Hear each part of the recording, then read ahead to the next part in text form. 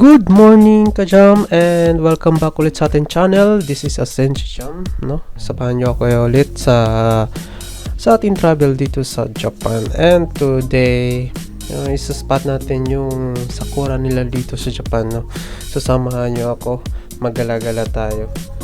So today, nandito tayo sa Todogawa Park. So last time, na-spot na natin to. Pero yung area, hindi natin na-spot lahat na area. So, ano tayo? Kumbaga, to be to continue, no?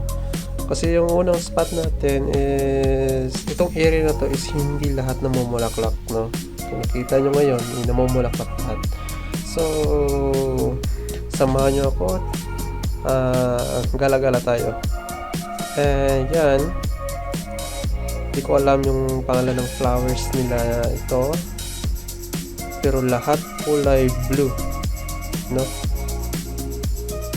Yan, yung parang ano lang siya, parang damo siya pero may bulaklak. Maganda tingnan kasi lahat the same colors. Yan, isang ano yan parang isang ano talaga garden na the same colors.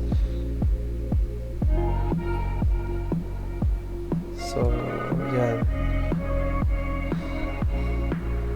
simple din kasi yung pag-gala namin dito is hindi masyadong alam mo yung hindi masyadong malamig, hindi masyadong mainit, yung katamtaman lang. So ganda ng ambient talaga ng panahon yung pagpunta namin dito.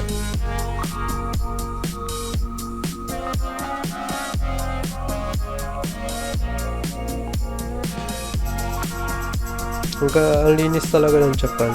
Wala ka makikitang dumi, no?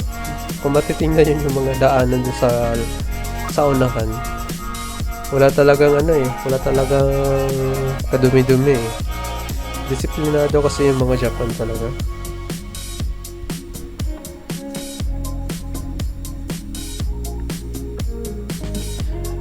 At sa mga bagong followers natin,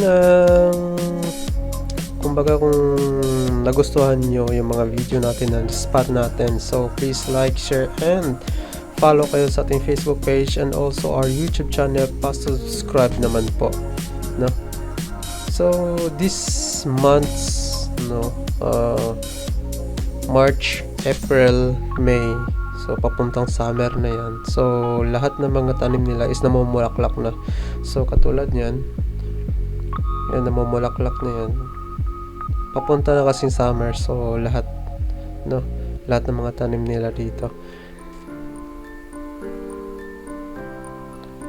At saka kung may mga kaibigan kayo nandito sa Japan, so pwede nyo yung i-share yung video natin para maka-idea sila kung gusto nilang gumala, naghahanap sila ng mga ganitong adventure. So pwede nyo i-share ang video natin, baka makita nila at magustuhan nila, baka mapuntahan nila dito.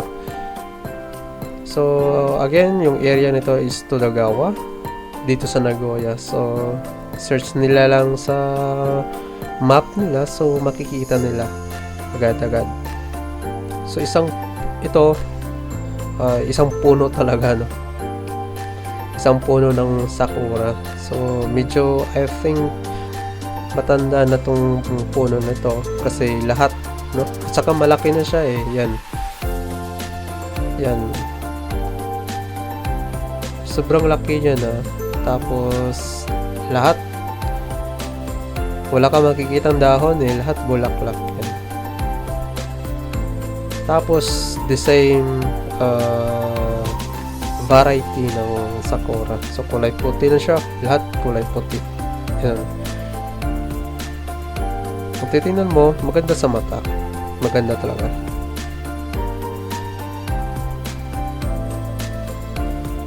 At saka sa mga gustong pumunta dito, baka isipin nyo may mga fee. Wala po itong fee. Parking nila is free. Tapos yung pagpumunta ka asin dito sa spot na to, libre po ito. Wala pong fee. Okay? So pwede kayong gumala dito, yung mga anak nyo, gala nyo dito. So free lang po. Actually, may napuntahan ba kami mga free na park, no? Walang entrance fee, walang parking fee. So, pwede nyo puntahan, but hindi ko pa na-upload, no? So, ini-edit ko pa yung video. So, maybe next month. Subscribe lang kayo sa YouTube natin or follow kayo sa ating Facebook page and malalaman nyo po. Yan. Kulay puti lahat. Ang ganda sa mata eh. Ayan. Actually, pinunta namin tong time na to is sobrang aga. Mga 6 to 7 a.m. So, pumunta na kami dito. Kasi pag dumating na yung tanghali, mga 11, 12 to 1, sobrang dami ng tao dito. So, ang hirap mag-take ng video, lalo na nasa Japan tayo. Mag-take ka ng video tapos yung may mga mukha ng tao. So, yeah, pag medyo mabilis yung pag-capture ng video, medyo ma-blurred, so no need na i-tampered yung mga mukha. Okay. So, pag maaga tayo, walang kataw-taw, so makafocus tayo sa pag-capture ng mga video ng kaya nito. Walang kataw-taw. So, easy lang.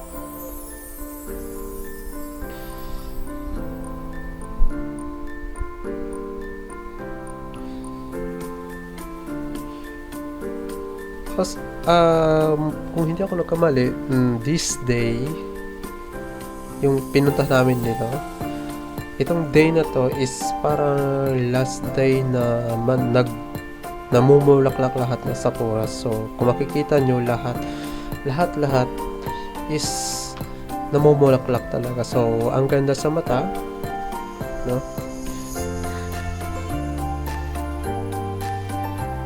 Yan. So, again, kung nakasubaybay kayo sa reels natin sa Facebook, yung parang nasa taas, yung parang may release na yun, is yan yung parang nagbibisikleta na train, kumbaga. So, magra-ride ka, and dyan ka dadaan sa taas na yan. So, mayroon siyang fee, 100 parang parang isang maliit na sasakyan or rides na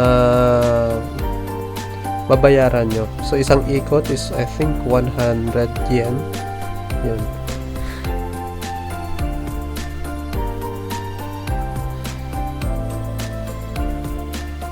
So, ito. Ganda ng sakura talaga. Wala ka makitang dahon, you know?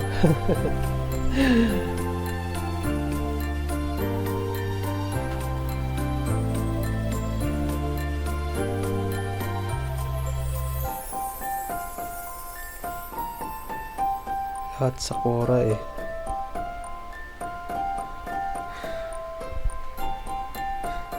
So hanggang dito lang muna tayo mga ka-jam, and see you in the next video po.